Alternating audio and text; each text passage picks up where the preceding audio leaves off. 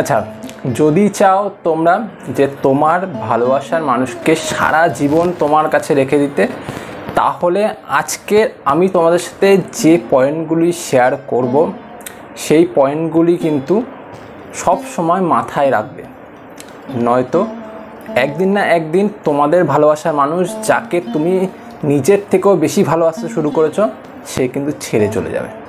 আমি কিন্তু গ্যারান্টি সহকারে বললাম।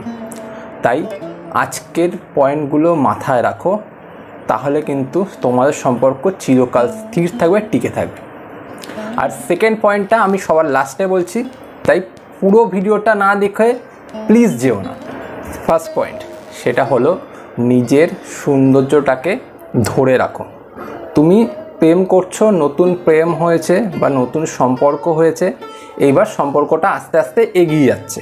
এবার তোমরা ম্যাক্সিমাম মানুষ কি করো জানো তো, নিজের যে সৌন্দর্যটা এটাকে ধরে তো রাখোই না, আস্তে আস্তে খারাপ করে ফেলো।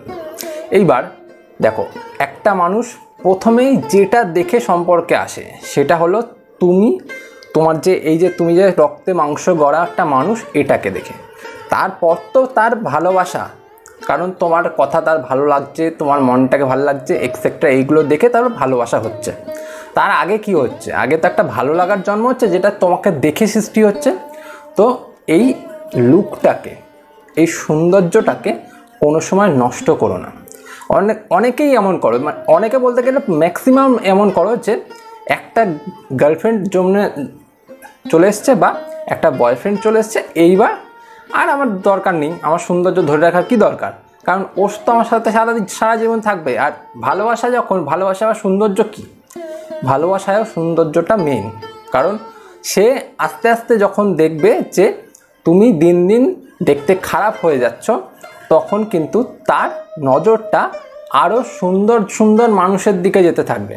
তোমার থেকে যে যে সুন্দর বেশি, রাস্তায় অনেক ছেলেমেয়েরা ঘুরে বেড়ায়, তাদের যখন দেখবে যে তারা এত সুন্দর, তারা এত ভালো করে ডেকোরেট করা নিজেদেরকে, তখন দেখবে তোমাকে তার আর ভালো লাগছে না, তোমার সাথে নানান দিন নানান রকমভাবে ঝগড়া বাজছে, নানান দিন অশান্তি বাজছে, ঠিক আছে? তখন দেখবে আস্তে আস্তে সম্পর্কটা থেকে বিচ্ছেদ হয়ে যাবে। তাই নিজের সৌন্দর্যটাকে সবসময় ধরে রাখার চেষ্টা করো, এটাকে নষ্ট হতে যেতে দিও না।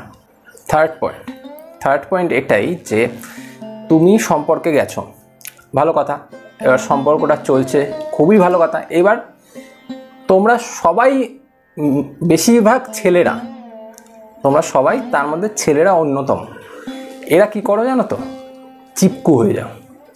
হ্যাঁ, চিপকু হয়ে যাও। কেন বলো তো, যখন সম্পর্কটা শুরু হলো, এইবার সে যেখানে ডাকছে সেখানে চলে যাচ্ছ, সে যখন ডাকছে তখন চলে যাচ্ছ। সে মলে ঘুরতে যাচ্ছে, বন্ধুদের সাথে আড্ডা মারছে, কোথাও একটা প্রোগ্রামে যাচ্ছে, কলেজ যাচ্ছে, স্কুল যাচ্ছে, কাজে যাচ্ছে, যেখানেই যাক না কেন, সে ডাকলো মানে আমি আছি। আমার কোনো কাজ বাজ নেই, আমার কোনো পড়াশোনা নেই, আমার কোনো স্টাডি নেই, কিচ্ছু নেই, ও যখন ডাকলো ব্যাস আমি তখন রাজি। এই যে চিপকুপানা, এইটা কিন্তু তোমার সহজলভ্যতার একটা উদাহরণ। তুমি সহজলভ্য হয়ে যাচ্ছ তার কাছে। সে যখন তোমাকে দেখবে যে তুমি সহজলভ্য, মানে তোমাকে ডাকলেই পাওয়া যায়, তখন কিন্তু সে তোমার দামটা দেবে না।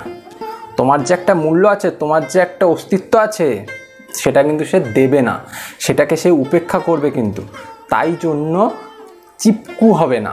সে যেখানেই ডাকুক সেখানেই একদম লেজ তুলে দৌড় দেবে না, দরকার নেই যাওয়ার। তাকে বলতে শেখো যে আজকে আমার হবে না, আজকে আমি পারবো না, তুমি অন্য দিন আসো, তখন আমি দেখা করব। তুমি আজকের জায়গায় কাল করো, আমি আছি, কিন্তু আজকে হবে না, বা আমি আজ এই বেলায় ব্যস্ত আছি, তুমি ওই বেলায় করো, ওই বেলাতে আমি পারবো, ওই বেলায় যেতে পারবো।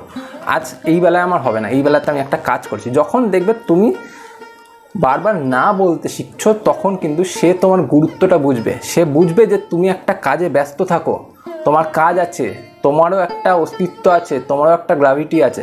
নাহলে কিন্তু সে কিচ্ছু বুঝবে না, সে তোমাকে জাস্ট ইউজ করতে থাকবে। বুঝতে পারলে?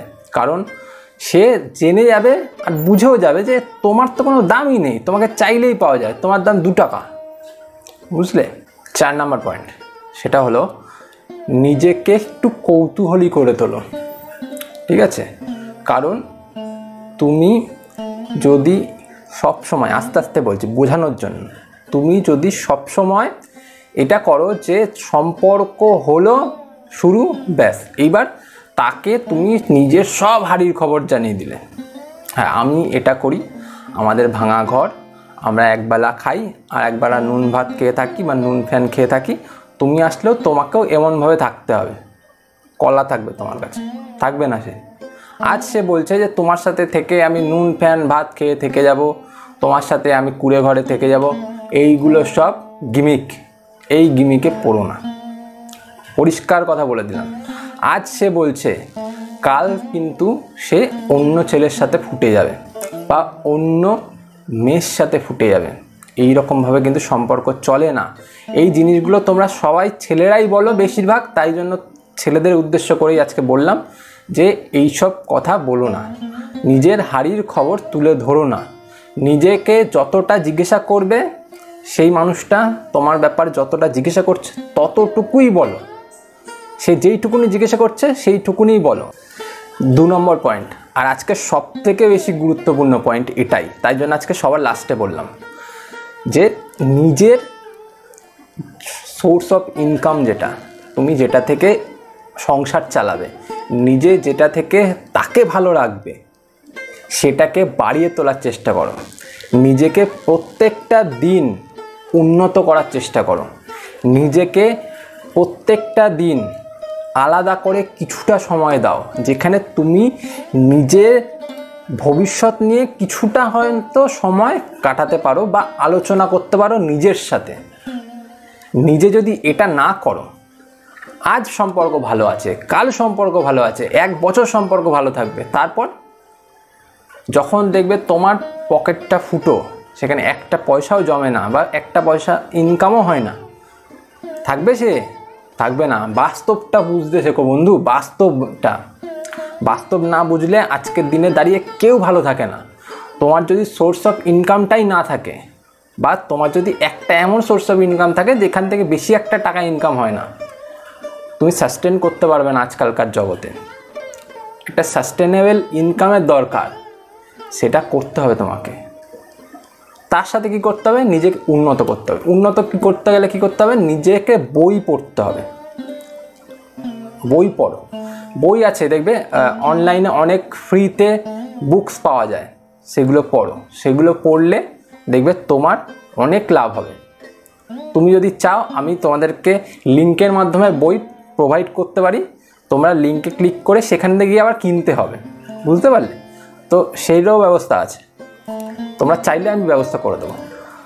এটা করো আর নিজেকে সময় দাও।